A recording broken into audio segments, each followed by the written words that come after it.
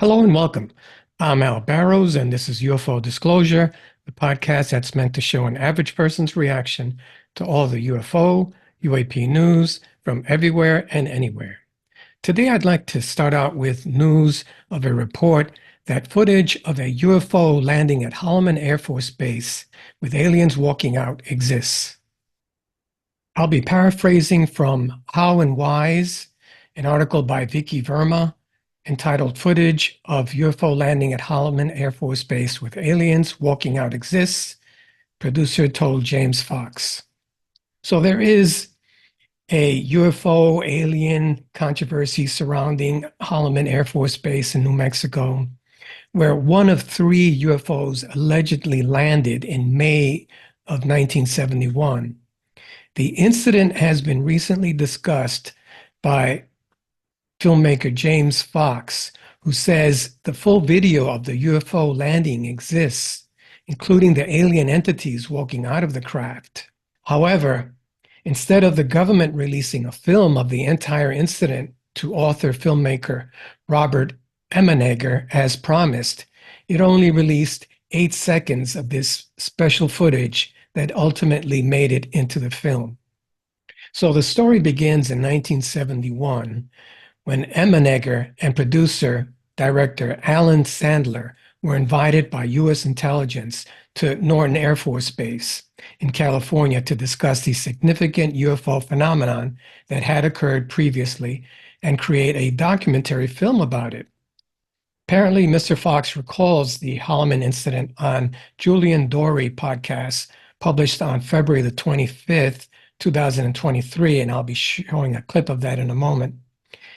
He says that he interviewed Sandler and Emenegger about it, and they as well believe the UFO landing film footage exists. He pointed out this happened not far from Socorro, where Lonnie Zamora had his famous sighting roughly a year prior of a similarly shaped tic-tac white craft and beings walking around the UFO.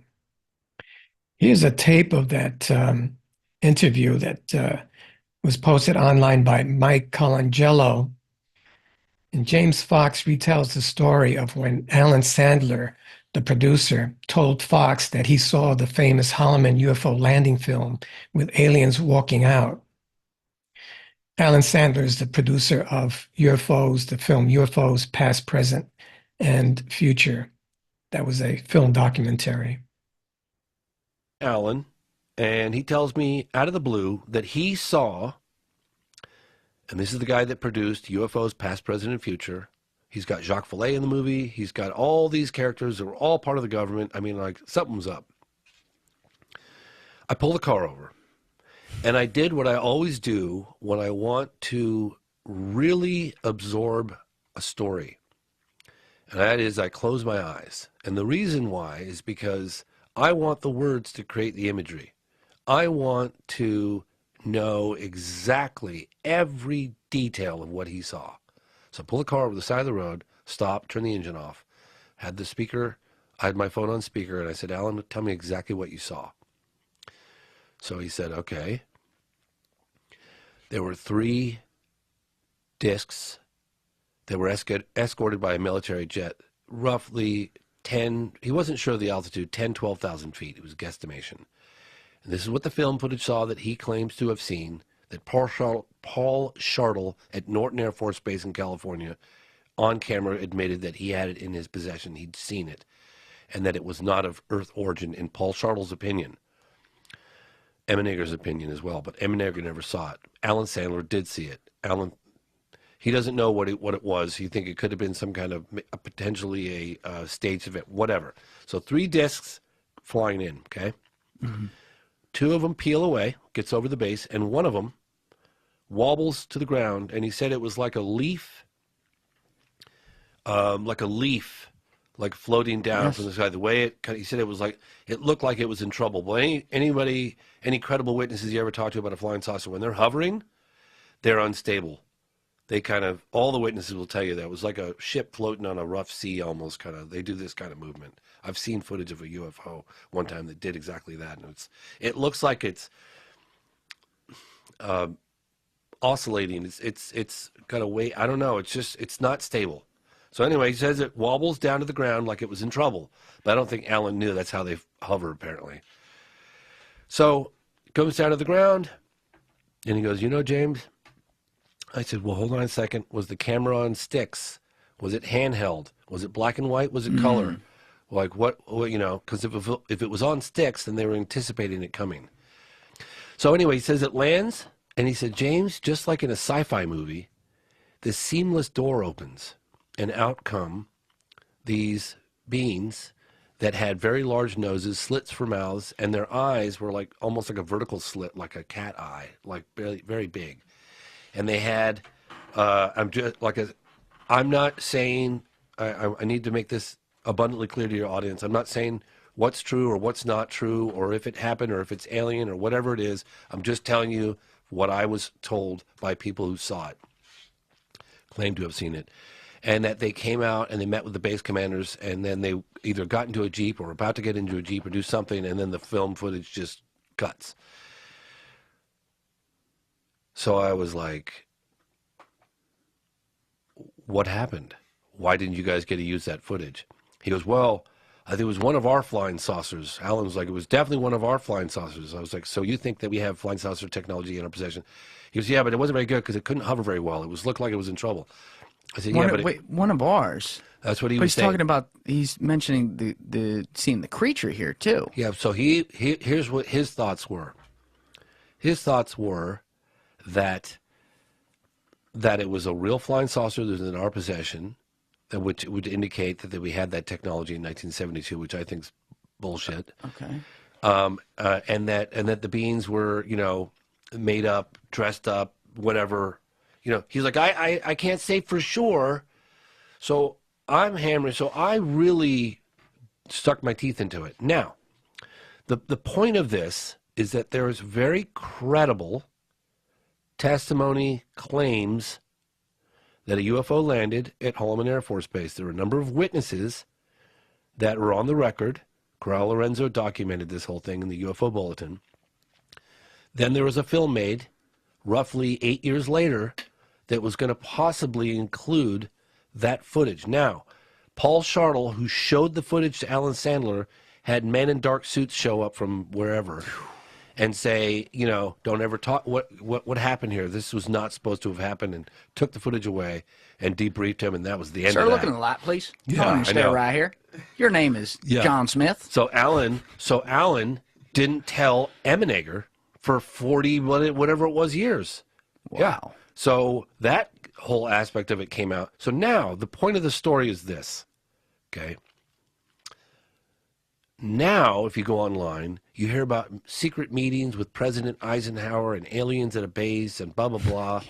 You hear all this shit. And you're like, there's no substance to that story at all. In fact, there's lots of substance to the story I just told you guys.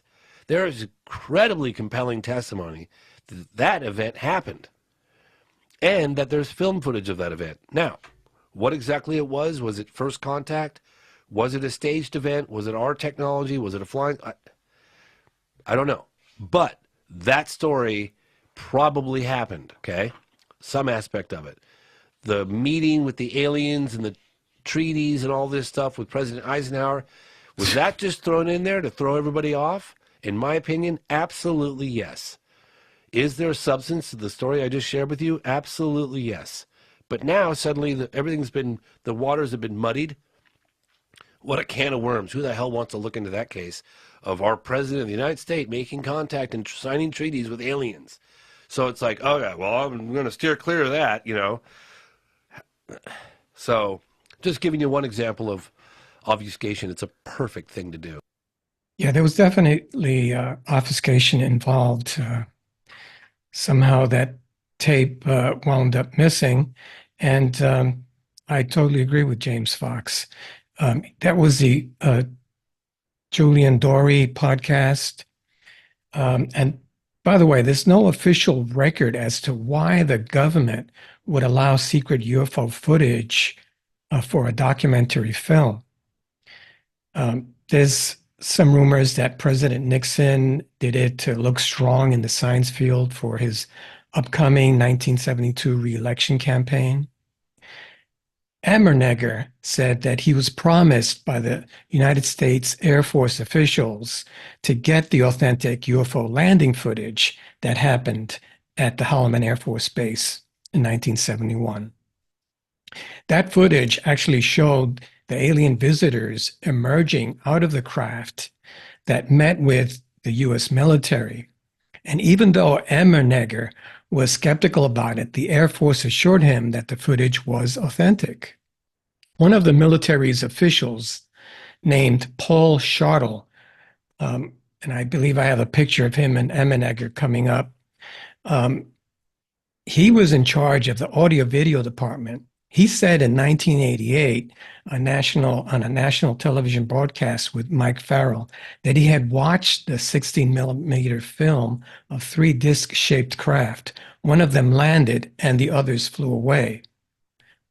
Paul Schottel was in charge of the audio-video department that shot this film.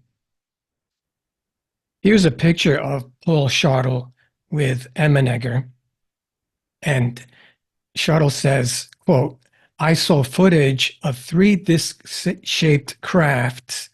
One of the crafts landed and 2 of them went away. It appeared to be in trouble because it oscillated all the way down to the ground. However, it did land on 3 pods.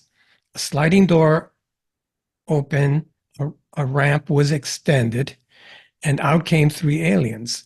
They were human-sized. They had an odd gray complexion and a pronounced nose. They wore tight-fitting jumpsuits, thin headdresses that appeared to be communication devices. So the communication device was on their heads. In their hands, they held a translator, I was told." Okay, so the headdress and something in their hands allowed them to communicate with the military that they met with. James Fox revealed on the podcast that we just saw a clip of that Alan Sandler told him on the phone call that he had seen 3 discs escorted by a military jet. Quote, "He was not sure of the altitude, but he estimated that they were roughly at 10 to 12,000 feet. James Fox continued to say that Paul Schottel being one of the military officials at the Norton Air Force Base in California, who was in charge of the audio-video department, if you recall, Schottel admitted that he had seen it and it was not of Earth origin, end quote. So Sandler told Fox that 2 of the discs peeled away while 1 wobbled to the ground. He said it was like a leaf floating down from the sky. It looked like it was in trouble. Fox said that the wobbling movement was similar to the footage he had seen of a UFO before. He does not think that Alan knew how the UFO hovered. The disc eventually went to the ground.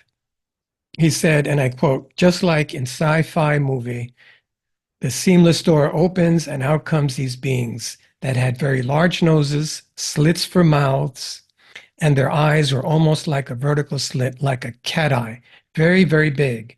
And I'm quoting here. "They came out and they met with the base commanders, and then they either got into a Jeep or were about to get into a Jeep or do something, and then the film footage just cuts." Okay, so evidently there was a filmed UFO landing at Holloman Air Force Base, according to this article, around 1965. Fox says that he interviewed 2 filmmakers, Sandler and Ammenegger, about it, and they believe the film footage exists, and that this wasn't too far from the Socorro UFO incident. I'm going to show a blurb about it here. Me is author and filmmaker Robert Ammenegger and former security manager and chief of requirements for the audio-visual program at Norton Air Force Base, Paul Schottel.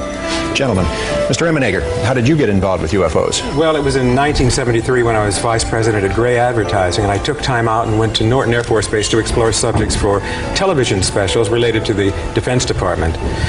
While discussing several of the subjects, UFOs came up, and Paul here told us about a film of a landing of alien crafts at Holloman Air Force Base about 3 years earlier. What did you see, Mr. Schottel? I saw footage of 3 disc-shaped crafts. One of the craft landed and two of them went away. Why did it land? It appeared to be in trouble because it oscillated all the way down to the ground. However, it did land on 3 pods. A sliding door opened, a ramp was extended, and out came 3 aliens.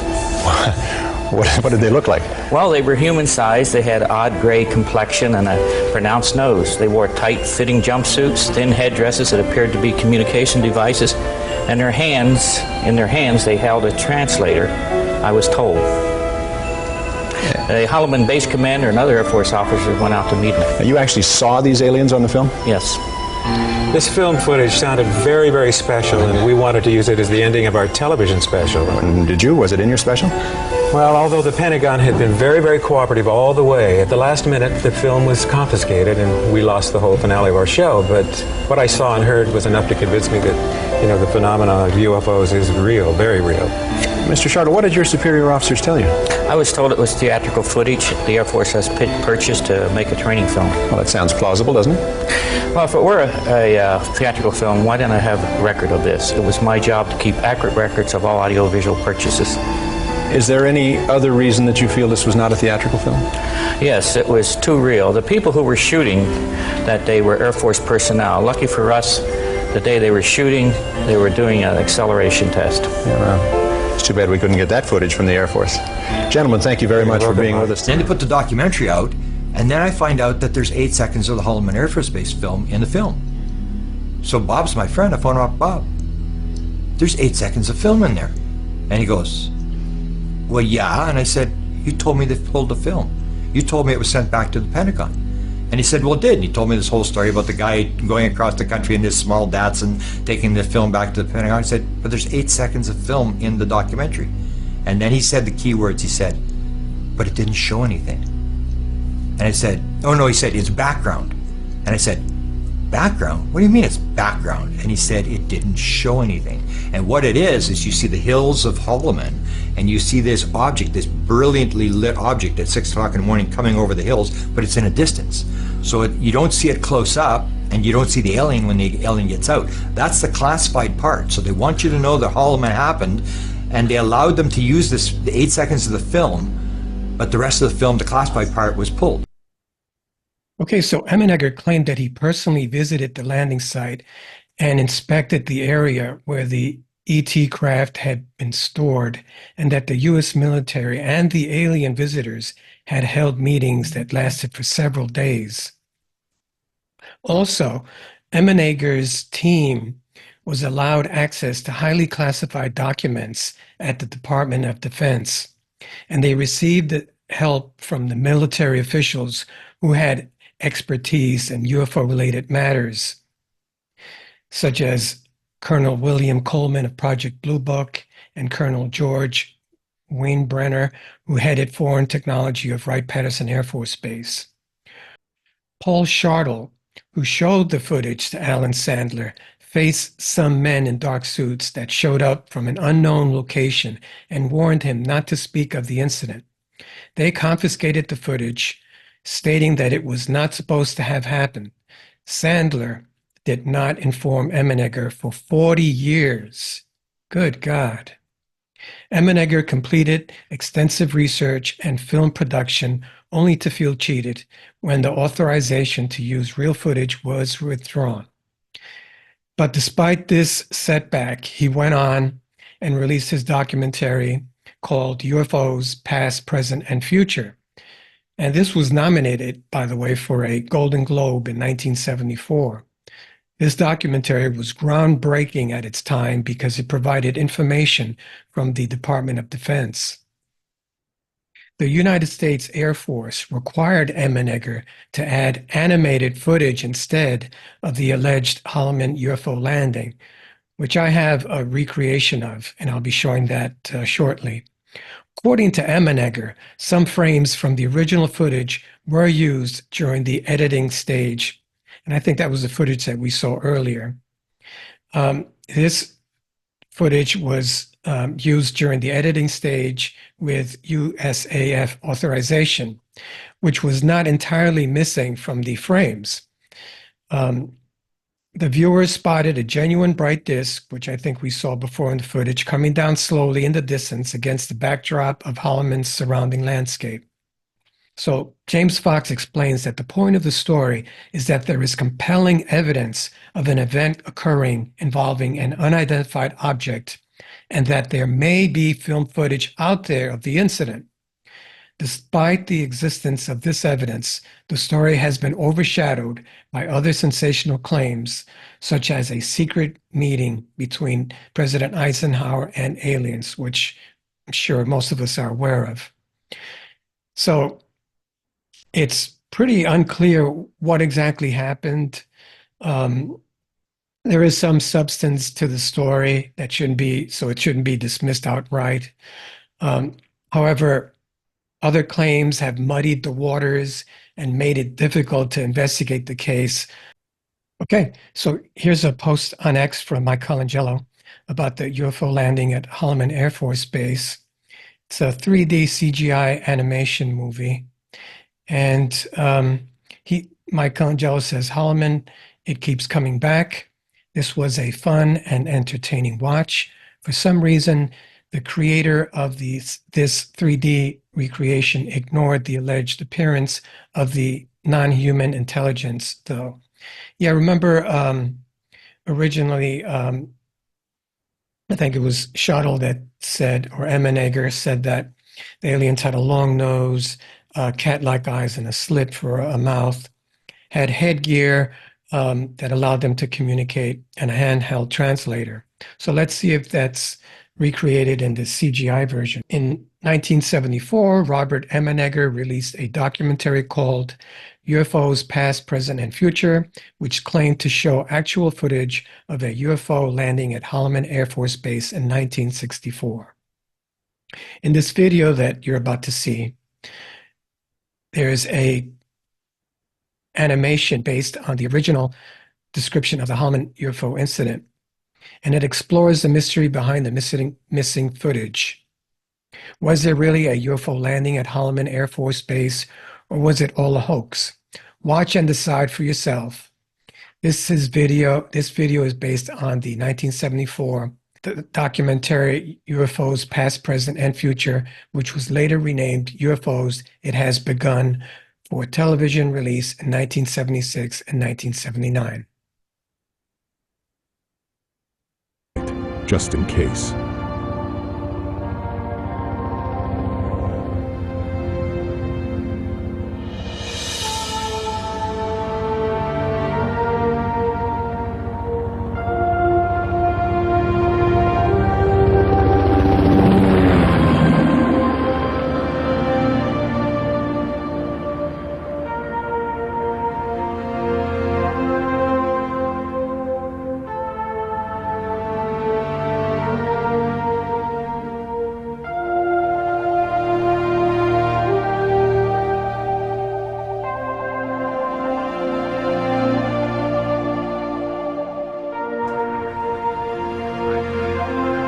Just going to jump ahead a little bit here.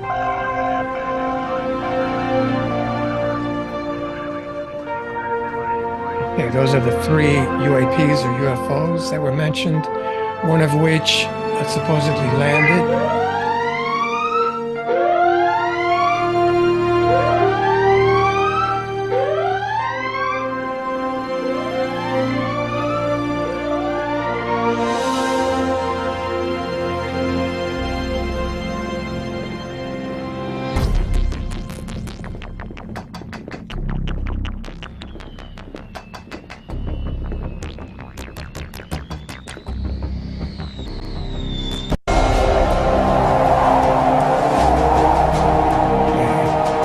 There's the wobbly UFO that he mentioned.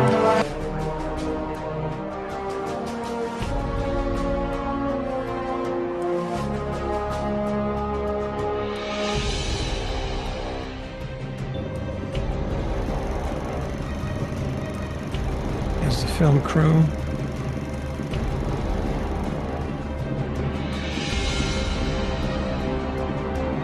They have the camera on a tripod. I don't think it was supposed to be on a tripod.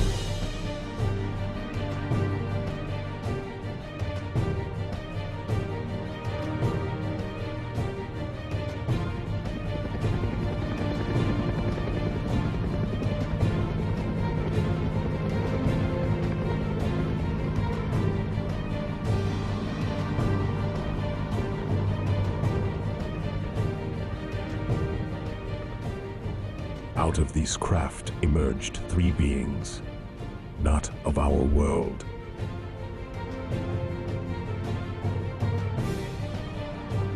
They extended a greeting to the U.S. Air Force personnel. So these a don't moment that bridged two worlds. agree with the description given The visitors by carried a Shardle and device that Emenegger. translated their alien language into perfect English. They're not wearing a head communicator. They do have the handheld translator, but they don't have cat eyes and long noses and slits for mouths as Emenegger and Shardle described them.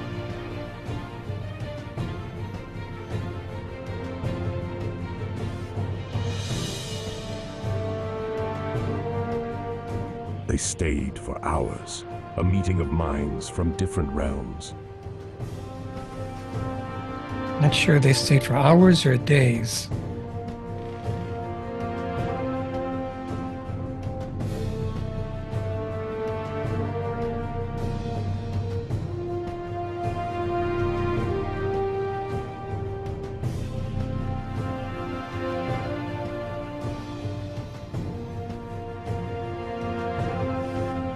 Yeah, they don't look much like the What description. transpired remains a mystery, a secret kept by those who were there.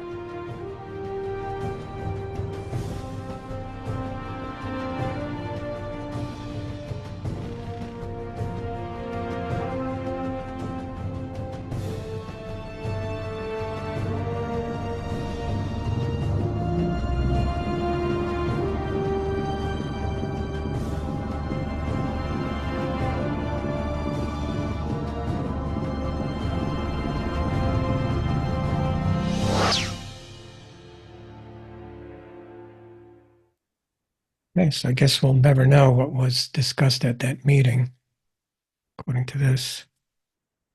Okay, so if I ever personally get my hands on that footage, I'll be sure to show it on my podcast on UFO Disclosure. Thank you to Vicky Verma for his article, Footage of UFO Landing at Holloman Air Force Base with Aliens Walking Out Exists, producer told James Fox. And thank you to Julian Dory for his podcast footage. And thank you for Mike Colangelo for all your postings.